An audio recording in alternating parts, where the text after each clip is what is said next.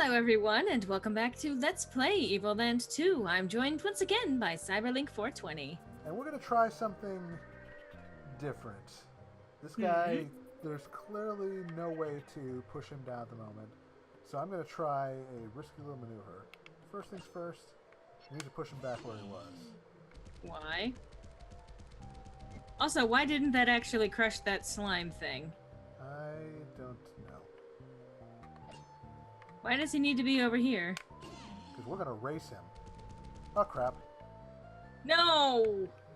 No! Why would you do that thing? Luke! It was an accident. Luke! It's okay. I can fix this. Luke! Why did you do that? Now you have to travel back and forth through time, and then you gotta do the thing. Don't worry, I'll make it quick. Oh yeah, so quick. Do do do do do do do. This is a time limit. I'm sorry, Mom! Wow. That's how your mom talks to you, then I'm sorry. You're everybody's mom and you know it. Yeah. That has been my reputation on the internet so far, hasn't it? I've got people actually calling me mom, and that's... well, it warms the cockles of my heart. Then again, I've also got some very young viewers out there. Hello, young viewers! Sorry for all the swearing. I'm not. Fair enough. See, I mean, okay, I understand that problematic... Okay, so we're gonna try this again without you doing that. Ah. Let's try this again. My objective is I want to beat him here so I can slip through and hit him. Ah, I see. Like, I get the feeling that's what I'm supposed to do, but... Sorry, I was still leaning close to the mic when I was doing that.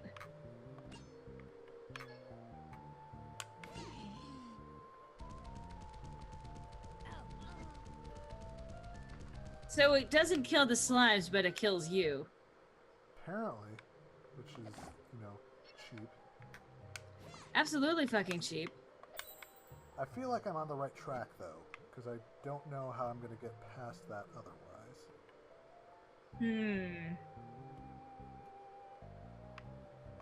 And this is again why you would be...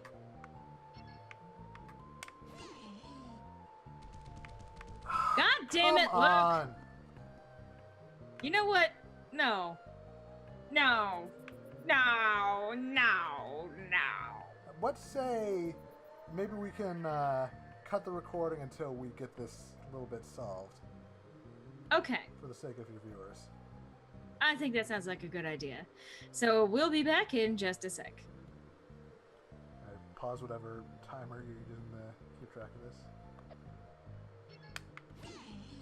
I forgot to keep track of time, so that's okay. Oh, we kind of just started, so It's a couple minutes.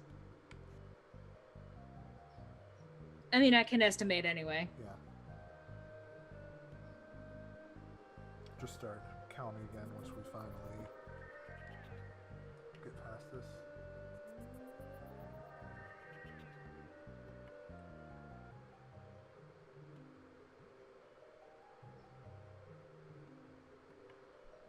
Yeah, it just says run, hit him from the right, and then race him without touching him. I don't remember how I did this the first time.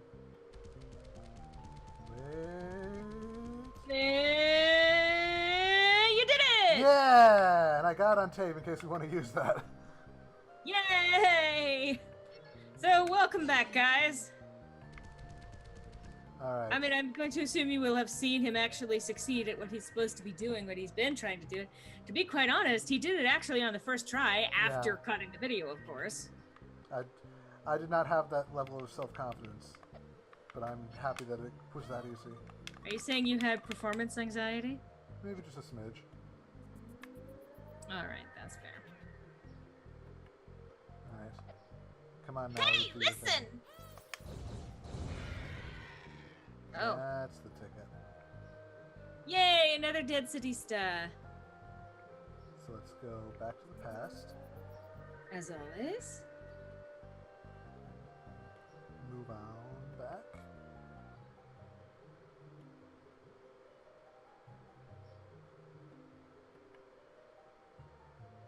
And now I can. Oh no, he's got range. I'll have to go the long way around.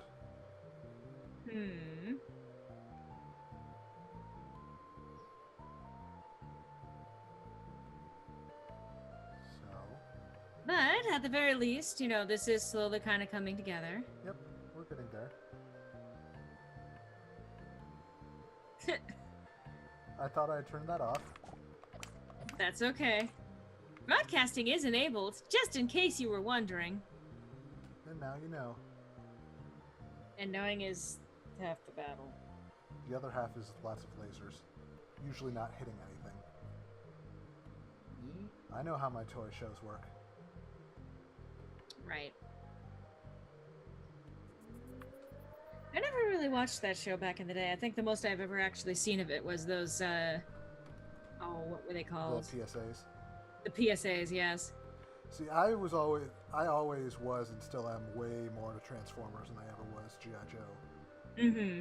Which they actually did a couple PSAs for Transformers that were literally the same exact scripts as the G.I. Joe ones, but with Transformers characters. And they just never aired. They only kind of surfaced years later as like bonus content on a DVD. Oh god. Yeah. I suppose technically I was, by some measure of it anyway, I was always more into the Transformers than I was the G.I. Joe too. But that's really only because I watched Beast Wars, which was... we could go on for hours about how good Beast Wars is. I love that show. I mean, we say good, but obviously there were some limitations back in the day that it was produced. But it was still, like, for all of its cheesiness, for all of the corniness that it occasionally went through, for everything that it kind of didn't do the best, it was still actually a really amazing story that managed to kind of capture that feeling of being locked into a war with people that you could not let them have the upper hand. Yeah. And I feel like that one was just... I think that the, limitations of the CG and whatnot actually worked in that show's favor because, when you look back at the original Generation 1 Transformers show, they would, introduce a new character like every single episode, usually without much explanation, just so they could get those toys sold. But with Beast Wars, it was so expensive to produce and animate new models and sets and stuff that they really had to focus on that core group. Now you say that, but they also had the unfortunate problem towards the end of the series where I guess after it got easier to model new characters, they kept upgrading the models of existing characters. Well, I mean, Hasbro probably mandated, like, we have to have new toys on the shelves every so often. So let's,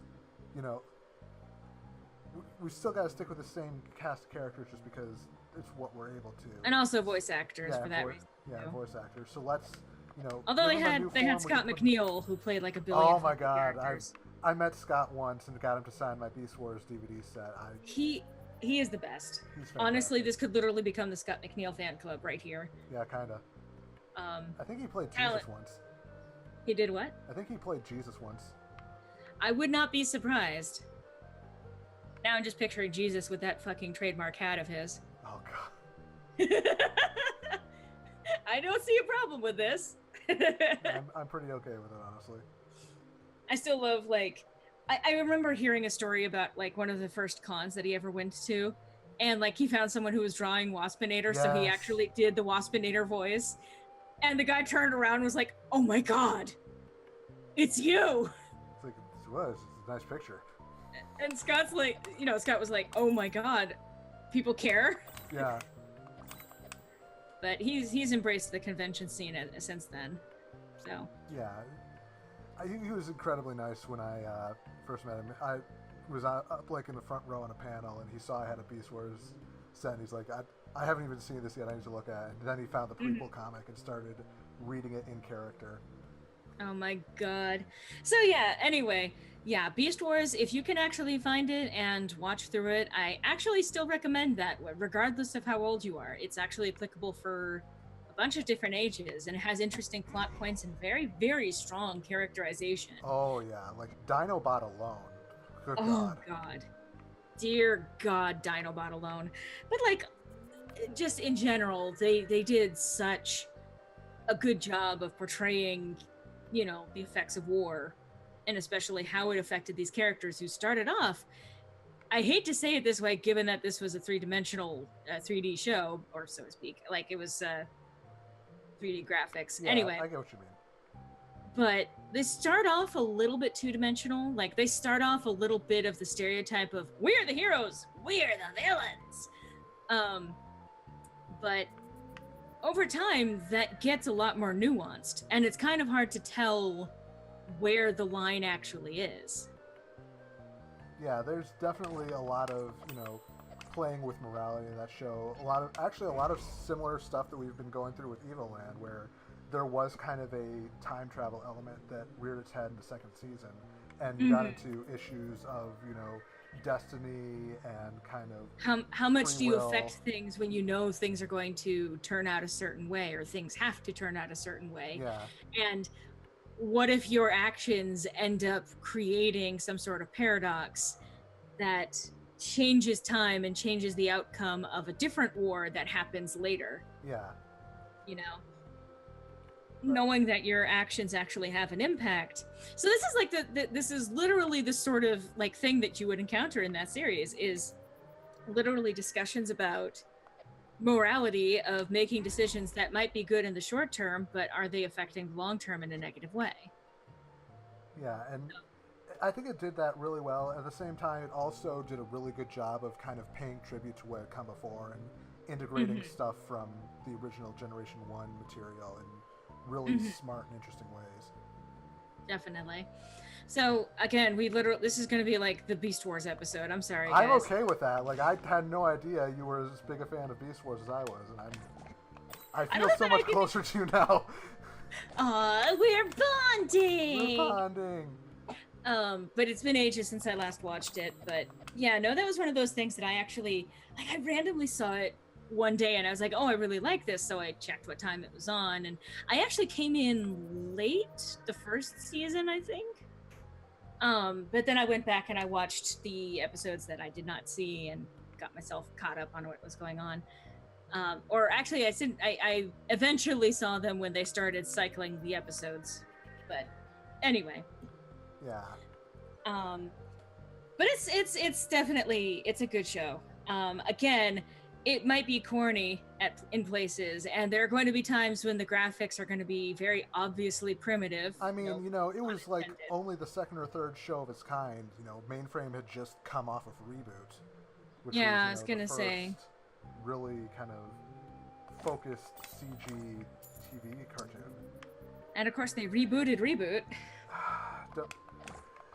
I could go into a whole spiel about everything wrong with the Guardian Code, but I'd rather focus on things we like. Yeah, that's fair. But I don't know if you saw this. I think I posted it in one of the Discord channels we're in together. But Transformers has a line called Masterpieces, which is like toys that are designed to be as ridiculously show accurate as possible, like designed specifically for the collectors. And they've put out mostly G1 characters, a couple of Beast Wars characters, but they just announced they're doing a Beast Wars Megatron figure. And it is like totally show accurate. There's like, you can remove some of the parts to make him look like before he took his T-Rex form. It comes with little accessories like a stand to prop him up, a toothbrush to have him brush the T-Rex head from like one scene in one episode. It's ridiculously like detailed in the way that just makes me super giddy. But the downside is that converting yen to USD, it's $315. That's a little expensive. Maybe just a bit. I can see that being something like, especially if you have a particular nostalgia for it, I can see why that would be important. But, Yeah, it's like I'm hung the sadista there. But yeah, no, I mean, So, yeah, I would definitely recommend, again, if you can find it through totally legitimate sources, of course, because, I mean, I think there might be. I think one of the like video streaming sites might have it. Like I remember it was on Netflix for a while, and then might have gotten taken down at one point. yeah, Netflix likes to cycle their content. But if you can find it, I don't know if it's on Hulu. I don't know if it's on one of the other streaming sites out there. It might be on I Amazon. can't officially endorse finding it through not so legitimate means, but I mean, if you can find it someplace to watch it, I definitely recommend it. It's, I don't know that I can recommend Beast Machines as much. Beast the Machines, sequel. I have a lot of mixed feelings about. I feel like a lot of the characterizations kind of went a little bit south in that show. Completely south. I was very disappointed with how they handled. Like when I finally got around to being able to watch it, I felt like what I was looking at was not the same show that I had fallen in love with. It didn't feel like the same characters that I loved, back in the day. I felt like too much had changed in the transition. Like it definitely had a lot more of an edge to it, and not in a way that I was really personally okay with. Yeah. Like especially some of the stuff they did with like Rhinox and Cheetor and a few others. God, and especially Silverbolt. Oh God, Silverbolt. And I don't want to spoil too much either there, because even if it's not our favorite thing, if you want to watch it, I don't want to spoil it, but God, even the mention of Silverbolt, I suppose, is technically a spoiler, but yeah, I suppose. But even so, like what happened to him was, I was not a fan. I was not a fan of what happened there. That felt really unnecessary. Yeah.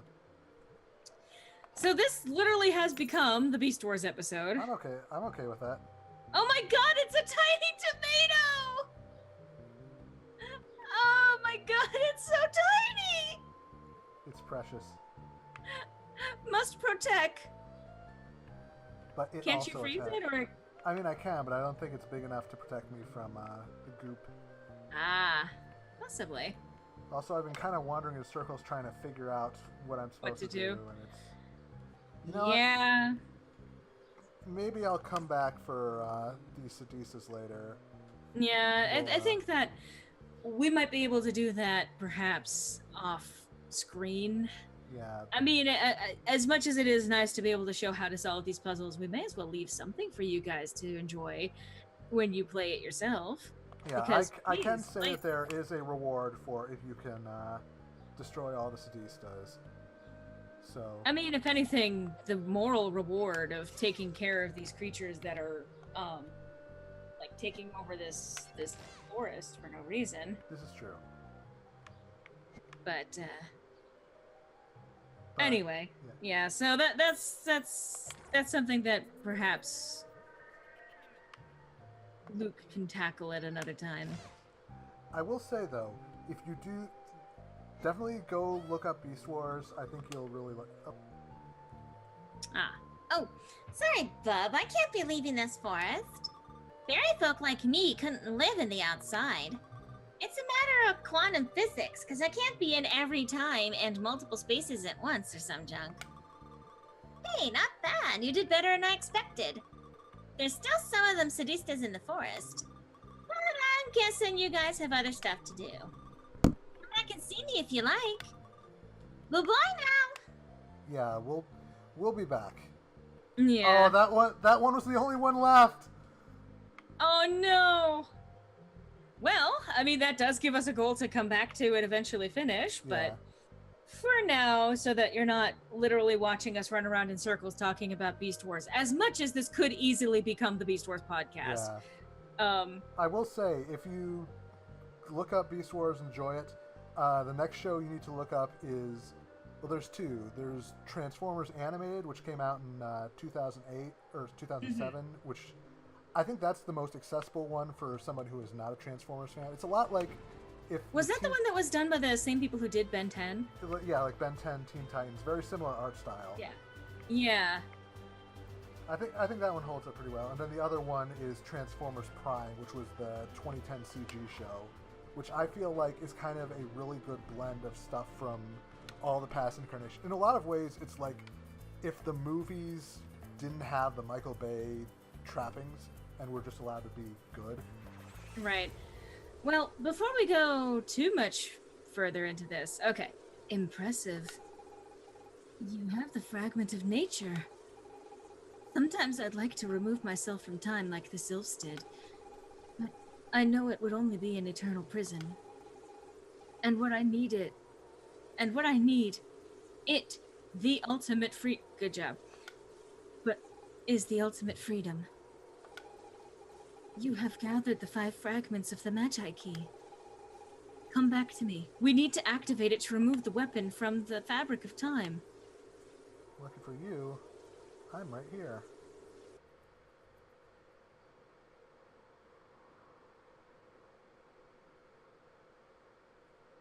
All right. And that's probably right about where we can call it for today, because I suspect we're about to hit another long sequence. Maybe just a bit.